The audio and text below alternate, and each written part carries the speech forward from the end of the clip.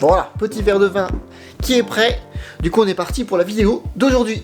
Alors aujourd'hui, on va parler du match que la France a fait contre la Croatie. Elle a perdu 1-0 et aujourd'hui, nous allons débriefer très rapidement sur les joueurs et on va également leur attribuer quelques notes. Du coup, on va commencer directement par le gardien. J'ai pris quelques notes sur mon téléphone après le match. Là, on est quelques heures après le match et du coup, je fais un petit débrief très rapidement. Voilà, à la maison, après avoir bu plusieurs bières dans un bon petit bar. Donc pour Maignan, je lui ai seulement mis 5,5, même s'il a cru sauver un peu le match en arrêtant le penalty. Mais bon, finalement, il a seulement juste dévié la balle. Et donc dès la 5e minute, on perd 1-0. Après, sur tout le reste du match, bon, bah, il a rarement été embêté, je trouve. Il s'est montré ensuite sur une petite sortie. Et après, voilà, pas vraiment grand chose. Quelques arrêts, quelques vigilances vers la 70e et 80e minute à peu près. Il était, je trouve, assez solide dans les airs. Mais après, voilà, rien de fou. Et les relances étaient assez bonne. Je trouve qu'il était plutôt bon. C'était un match très frustrant pour lui. On ne peut pas lui reprocher grand chose par rapport à l'entièreté du match. Malheureusement, voilà, il y a le penalty et du coup ça le plombe un petit peu. Ensuite, Condé, je l'ai un peu défoncé, je lui ai mis 3 seulement. Il sortait de 2 naufrages gênants, genre face au Portugal et à la Bosnie, je crois. Bah franchement, c'est pas que ce match-là qu'il a un peu remonté dans mes stats, personnellement. Je trouve un peu tendre sur ses interventions. Il a un jeu très limité avec le ballon et en plus de ça, il s'est blessé et donc du coup, il est sorti avant la pause. Voilà, franchement, pas vraiment grand-chose. Et bon, donc c'est vrai qu'il avait une excuse, mais bon. Mais je trouve que voilà, en termes de latéral droit, rien d'extraordinaire. Ensuite, Pavard, je lui ai mis 5. Il a pour moi montré du bon et du mauvais, comme d'habitude. Pour le côté positif, il a toujours ces montées qui sont assez récurrentes, avec des bons centres, je trouve, surtout sur le centre, sur Mbappé à la 70e minute, et l'entente avec Nkunku. Voilà, je trouve que c'est assez bon.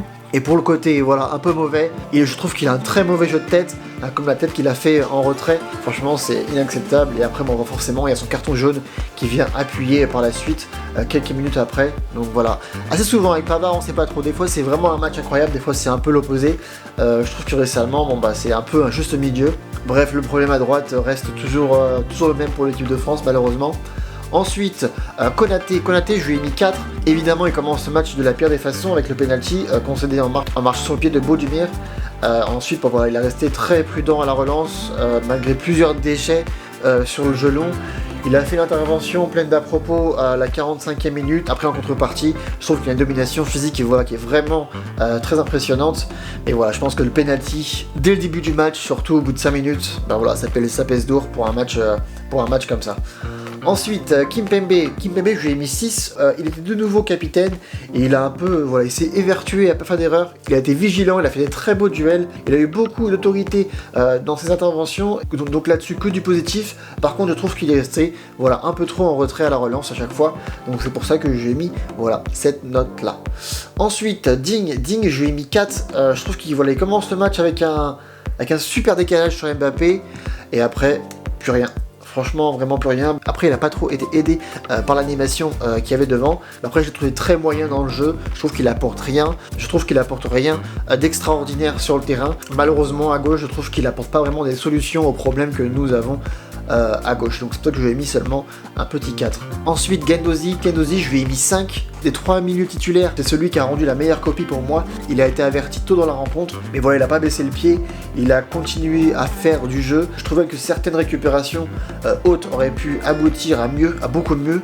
Je pense principalement à la 56e minute, je crois, ou 57e. Son volume de jeu, pour moi, reste toujours aussi intéressant. Même si après, voilà, il manque toujours la dernière passe. Donc pour moi, j'ai mis tout simplement juste la moyenne. Parce qu'après, c'est vrai qu'il n'a pas vraiment été aidé par ses coéquipiers, malheureusement. Ensuite, Camara, je lui ai mis un 3. À tous ses touchés de balle, il a toujours voulu faire. Trop compliqué. Je ne sais pas ce qui lui est arrivé pendant ce match-là. À l'Autriche, il avait fait un bon match. Je pense qu'il était assez simple. Il avait un jeu assez simple où ça, voilà, il y avait du jeu, il y avait un peu de la simplicité. Mais là, pendant ce match-là, c'était un peu littéralement l'opposé. J'étais vraiment très déçu de ce match-là. Il a été aligné en tant que sentinelle et il a déçu de manière incroyable. Il a surtout multiplié les touches de balle. Franchement, c'était un calvaire à voir ça. Il a fait quelques pertes qui étaient assez dommageables et des ballons trop longs pour les attaquants tricolores. C'était vraiment, c'était vraiment un calvaire. Il a perdu pour moi tout le crédit qu'on lui a donné, tout toute l'importance qu'on lui a donnée par rapport à son match d'Autriche. Voilà, pour moi il a tout perdu. Ensuite il a été remplacé à la mi-temps par Aurélien Tchouameni, je galère à dire son prénom, c'est horrible. Tchouameni, à partir du moment où ce gars-là est rentré, le match a un peu changé pour moi, énormément de satisfaction par rapport à ce gars-là. Sur l'un de ses premiers ballons, le mec il fait une frappe. Voilà, moi je trouve que c'est un peu ce que j'attends de ces petits jeunes qui tentent des choses. Voilà, c'est vraiment du bien de voir ça. Il a illustré tout ce qu'il sait faire sur le terrain. Après il a baissé de rythme au fil du match, donc il a fait une entrée assez forte, mais après à la fin du match il s'est un petit peu éteint. Mais je pense qu'il a un gros avenir pour les Bleus. Après il y a plein de Bleus, il y a plein de petits jeunes comme ça qu'on a vu arriver en équipe de France. On s'est dit oh mon dieu, un gros joueur. Et au fil des années, bon bah voilà, ça s'est un peu éteint. Lui, je pense que si on le pousse pas trop, si on le met pas trop en lumière et qu'on le laisse mûrir au fil du temps, au fil des années, il y a moyen qu'on tienne un excellent joueur pour le milieu. Pour moi, c'est un petit peu un mix entre Pogba et comment ça s'appelle déjà et Kanté. Je trouve que ce mec-là a tellement un bel avenir. Voilà, donc c'est un peu le côté satisfaction par rapport à ce match-là. C'est ce gars-là. Évidemment, on aurait voulu le voir sur tout le match. Bon, il n'aura fait qu'une seule mi-temps, mais franchement, son entrée, elle aura fait du bien. Ensuite, Rabiot, je lui ai mis 3,5. J'ai toujours du mal avec Rabiot. Ça fait des années que je dis que Rabiot, il est bon, d'accord, mais je sais pas si. À chaque fois que je le vois en bleu, je ne comprends pas pourquoi il est titulaire. J'ai toujours du mal avec ce mec-là, c'est un truc de ouf. Franchement, son début de match, il y a que des incompréhensions. Bon, d'accord, il n'est pas habitué à Camara et à Guendouzi, mais franchement, pour un mec avec cette expérience, franchement, il a aucune excuse pour pas s'imposer dans le milieu. Je ne comprends pas.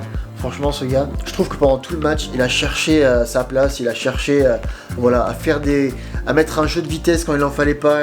Il a jamais su mettre la vitesse nécessaire dans le jeu tricolore. C'était vraiment catastrophique.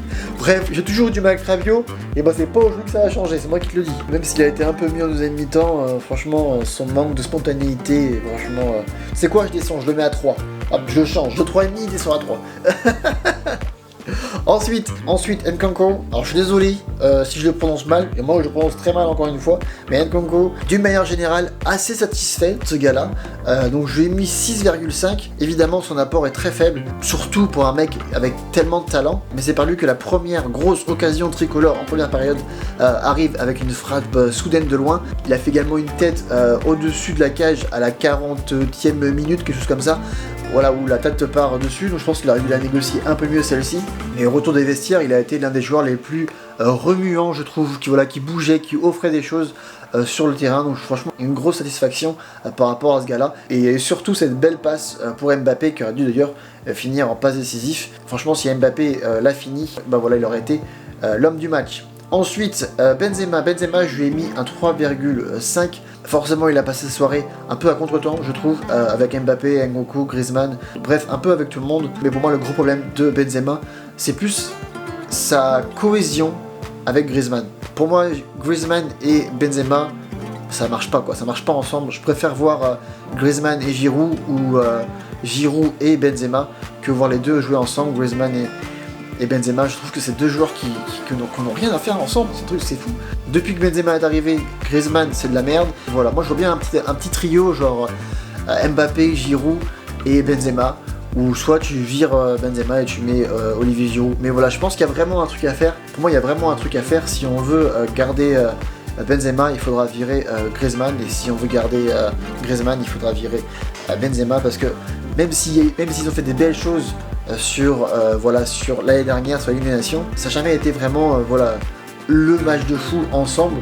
Donc ce match-là, ça a encore prouvé plein de choses. En dehors de ça, je trouve que Benzema a un peu trop forcé. Il était un peu à contre-temps.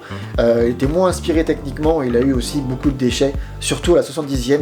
Donc voilà, un peu déçu sur ce match-là. Évidemment, c'est un seul match où il a été un peu discret. Je pense que c'est plus au travail avec Griezmann, si oui ou non on peut continuer à travailler avec les deux. Ensuite, dernier joueur, Mbappé, je lui ai mis 6,5 également. Voilà, forcément, ça a été un peu le joueur, comme d'habitude, quoi, avec lequel on peut tout faire avec. Heureusement qu'il a été là pour réveiller un peu le Stade de France, car c'est par lui qui est passé toute la première mi-temps, pratiquement.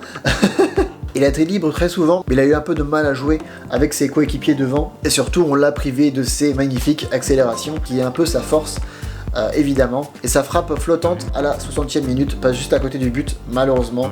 Bref, c'était un peu l'un des seuls joueurs qui avait envie sur le terrain. Donc voilà pour les notes que j'ai données aux Bleus pour ce soir.